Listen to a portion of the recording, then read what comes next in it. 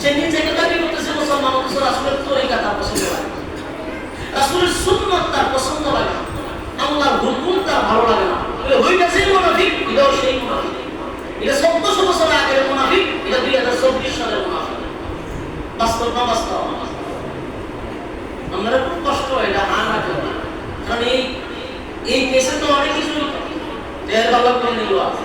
এই জন্য আমার এখানে অনেক কিছু হয়, এখানে যায় না, এমন কথা হয়তো আমার উপরে আমার মতোই আমি যে কথাগুলি বলি, একটা কথা ওই পর্যন্ত কোনো পাঁচ দাদার ইচ্ছা আমি এখানে বলি নাই। আমি আপনাদেরকে আগেও বলছি, অহংকার লাগে না। আমি যে মসজিদের জুম্মা পড়াইতাম, 200-300 শুধু গাড়ি থাকতো। এই জায়গা সাইড আমি কেন পাচ্ছিলাম না, কেন বাস করতেছি? আমার উদ্দেশ্য একটাই, জাতি যেন কিছু হক বুঝে, এই খানের ভিতরে হারা জীবন যা ঢুকছে এটা যেন চেঞ্জ হয়। আমার হাজার হাজার সত্তা ছিল, 6000 মুসলিম আমি বয়ান করছি বাংলাদেশে। 3য় নাম্বারের মসজিদ ছিল এটা, এর থেকে সুন্দর মসজিদ বাংলাদেশে 3টা নাই, 2টা আছে। ওই জায়গা সাইড আমি কেন বলছি কেন? আমার উদ্দেশ্য টাকা না, উদ্দেশ্য ব্যক্তিত্ব নয়, উদ্দেশ্য এলাকার মানুষ 3 জন যদি হয়, এই 3 জনের খানার জন্য হক কথাটা বলছে। এই জন্য একটা কথাও এখানে বসে আমি বলি ইচ্ছা বলিনি।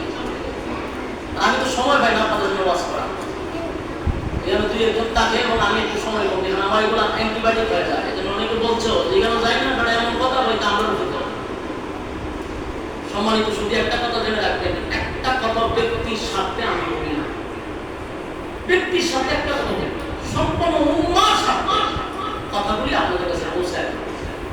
বললাম 1400 বছর আগে রাসূল সাল্লাল্লাহু আলাইহি সাল্লামের কাছে যে বিচারটা আসতো, উমর নিজে হত্যা করলো এক ব্যক্তিকে, কিন্তু আল্লাহ বলেছে আমি আপনার রবের কসম করে বলতেছি উমর কোনো অপরাধ করে নাই। তাফসীর করার পরে কারণে ব্যাখ্যাটা বুঝার চেষ্টা করবে। যেই লোকটা দাবি করলো আমি মুসলমান, সে কি আসলেই কোনো মুসলমান ছিল? যেই ব্যক্তি বলবে আমি মুসলমান, তার কাছে রাসূলের আইন পছন্দ হবে না কেন? আল্লাহর হুকুম তার ভালো লাগবে না কেন? রাসূলের তরিকা অনুযায়ী সে চলবে না কেন? যদি তার রাসূলের তরিকা পছন্দ না হয়, আল্লাহর হুকুম পালন করতে তার ভালো না লাগে, বুঝবে এটা 1400 বছর আগের মুনাফিক। ওইটা ছিল 1400 বছর আগের মুনাফিক, এটা হলো 24 সালের মুনাফিক। এটা শুধু নামে মুসলমান, মুসলমানিত্ব দাবি করে গরু বুঝতে পারে, কিন্তু মুসলমানিত্ব নয়। কথা কি বুঝতেছেন? তো আল্লাহ বলতেছে যদি ওই ব্যক্তি ইহুদি হইতো, উমর অপরাধী ছিল না। কেন অপরাধী ছিল না? ইহুদি ব্যক্তি রাসূলের বিচার তার কাছে পছন্দ নাই হইতে পারে, এই স্বাভাবিক কথা বলেন। একজন অমুসলিমের, একজন মুসলমানের বিচার একজন অমুসলিমের কাছে এটা পছন্দ হইতো না, এটা স্বাভাবিক। এটা আমি মানে নিই, তাই বলে হ্যাঁ বড় খ্রিস্টান, হ্যাঁ ইহুদি, এর কাছে মুসলমানের বিচার আমার পছন্দ হবে মানে না কথা। কিন্তু একজন মুসলমান হইয়া যদি বলে নবীর বিচার পছন্দ হয় নাই, বুঝতে হবে এ মুসলমান না, এমন না। কথা বলেন। উমরের কাছে যখন বিচার হয়ে গেছে, হযরত উমর বলল এই বিচার আগে কে করছে? রাসূল করছে। তো রাসূল বিচারের রায় কারে দিয়েছে? ইহুদিরে দিয়েছে। তো তুমি পুনরায় সানি বিচারের জন্য আমার কাছে আসছো কেন? তো রাসূলের বিচার পছন্দ হয়েছে। উমর ভাই রাসূলের বিচার যে ব্যক্তি পছন্দ হয় না, আমি উমরের কাছে আসছে বিচারের রায় নেওয়ার জন্য। আমার রায় হলো তোর মাথার থেকে তোর গরিব থেকে মাথা উড়াই দাও, এটা উমরের রায়। উমর কেন তারা হত্যা করে? আল্লাহ নিজে বলতে অপরাধ করে, কারণ উমর কোন মুসলমানকে হত্যা করে নাই। উমর একটা মুনাফিককে হত্যা করছে। এই মুনাফিক যতদিন বেঁচে থাকতো সে সমাজের বাইরাত ছড়াতো, ইসলামের ক্ষতি করতো, ইসলামের বারোটা বাজে। এই জন্যই বাইরাত করছে।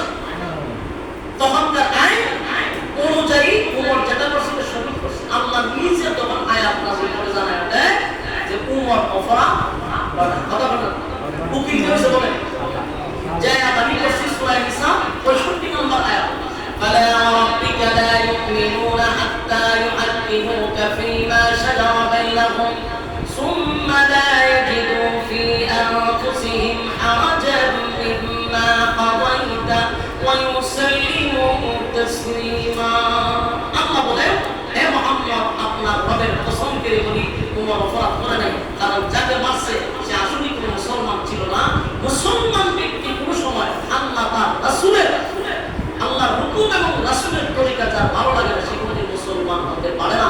তাই উমরের পক্ষে আমি আল্লাহ নিজেই উকিল, উমরের বিচারটা ছিল সঠিক বিচার, আমি আল্লাহর কাছে পছন্দ করি। যেমন থাকলে সুবহানাল্লাহ দিতে পারি, আল্লাহ নিজেই উমরের পক্ষে উকিল দিয়েছে। এর কারণ না বলা ফর্মালিটি, ক্ষতি করার জন্য, ইসলামকে ধ্বংস করার জন্য লেবেল লাগাইতে যাবে মুসলমান। এজন্য সাবধান, মুসলমান যারা